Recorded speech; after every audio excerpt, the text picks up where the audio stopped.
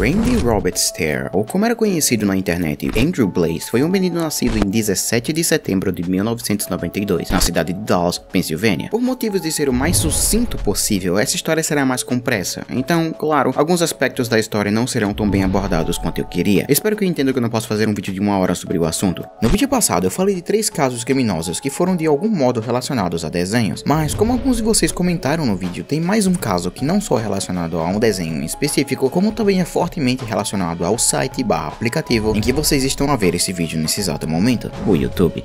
Vamos acompanhar a tragédia de Randy Stair, o assassino em massa de Danny Phantom.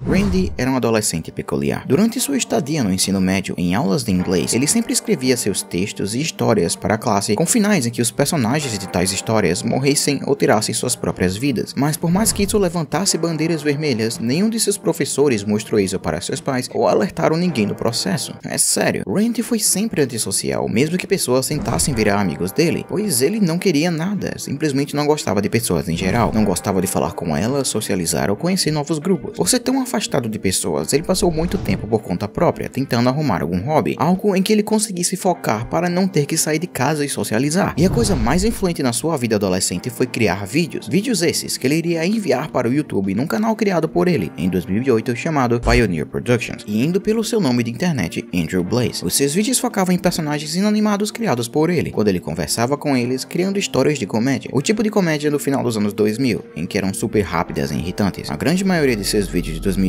para 2009 foram perdidos para sempre, mas sabemos que eles recebiam bastante visualizações na época, o fazendo ser meio que uma celebridade no site por um tempo, mostrando que ele tinha sim talento. Seus vídeos recebiam tantas visualizações que o YouTube passou a monetizar seus vídeos, o fazendo ser parte do YouTube Partner Program. Parênteses, para a maioria de vocês que não lembram, nem sempre você poderia fazer dinheiro com o YouTube. No final dos anos 2000 e início da década de 2010, você precisava fazer visualizações o suficiente para o YouTube notar e começar a lhe dar dinheiro pelos anúncios nos vídeos. Isso era bem raro e serviu para mostrar o quão populares esses vídeos eram, fecha parênteses. Mas por mais que sejam populares, estavam para ficar mais ainda em 2011, quando o maior youtuber da época, Ray William Johnson, iria divulgar um de seus vídeos. Ray William Johnson foi um youtuber pioneiro dos anos 2010, quando ele tinha um show chamado Equals 3, que fazia compilados de vídeos que ele achava mais interessante e colocava no quadro, não só fazendo tais vídeos mais populares, como oferecendo comentário em cima, muito parecido com o tipo de vídeo react de hoje em dia, exceto que ele fazia esforço nos vídeos. Tudo parecia ir bem para Randy, com ele ganhando bastante dinheiro fazendo um hobby que ele gostava. Mas a partir desse momento, sua vida e sua saúde mental começaram a deteriorar de um jeito tão absurdo que ele meio que virou outra pessoa.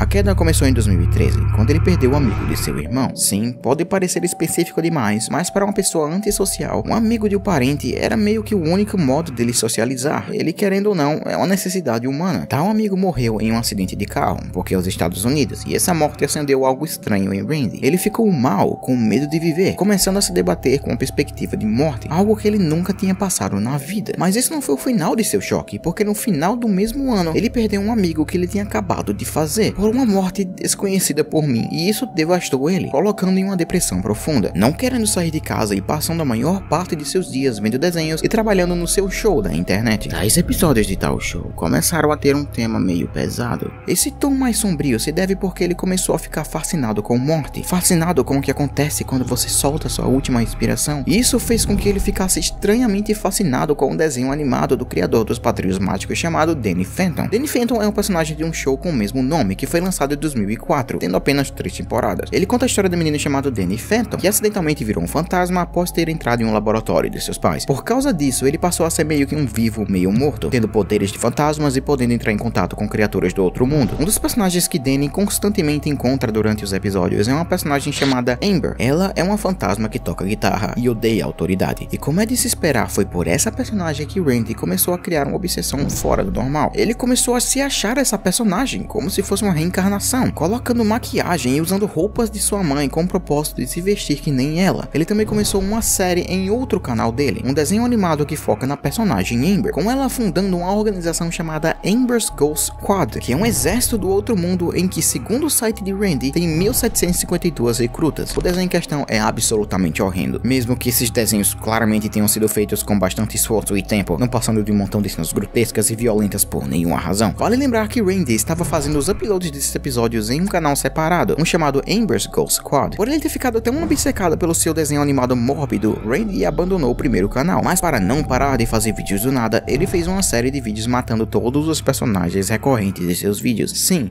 matando. Certo, eram apenas brinquedos, mas a parte mais estranha é que durante esses 5 vídeos matando os personagens, ele fez questão de acabar eles, dizendo que foi a Amber que mandou matá-los. Porém, porque seus vídeos não estavam fazendo tanto sucesso, ele teve que arrumar um emprego fora do YouTube. Ele então foi contratado para trabalhar, porém, por ele ser uma pessoa sem contatos, ele teve que trabalhar no horário da noite em um supermercado. Assim que ele começou a trabalhar durante a noite, ele passou a ficar ainda mais isolado, tendo que dormir de dia e ficar acordado de madrugada. Ele não tinha modos de poder entrar em contato com outros seres humanos, então ele passou a ter a rotina mais solitária que alguém pode ter: trabalhar a madrugada toda, chegar em casa e passar o resto do dia trabalhando em seu desenho animado. E com isso, bom, meio que a sua mente chegou a um limite. Alô, eu já volto a contar a história, mas porque esse vídeo com certeza não vai ficar monetizado, eu só queria dizer que esse canal tem a opção de virar membro, e por eu estar conseguindo manter a frequência de vídeos, eu vou precisar o máximo de ajuda possível. Mas voltando à história.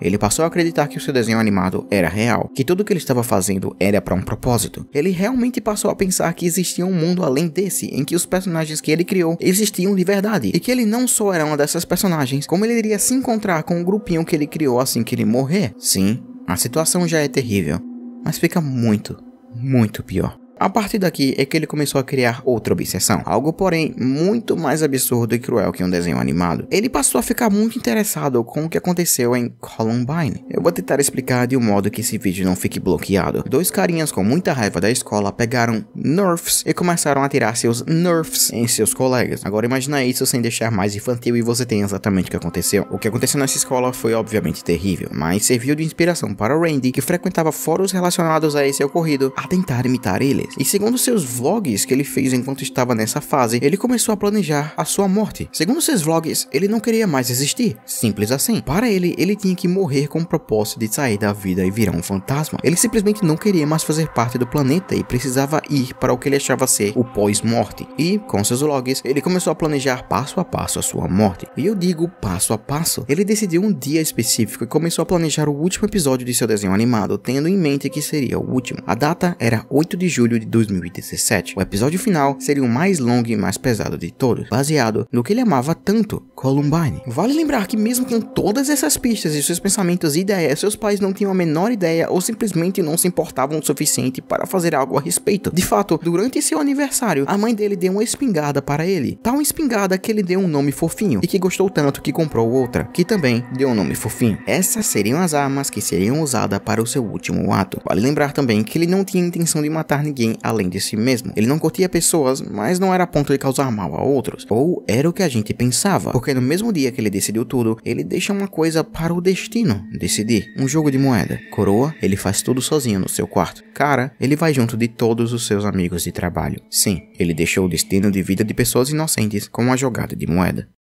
Deu cara.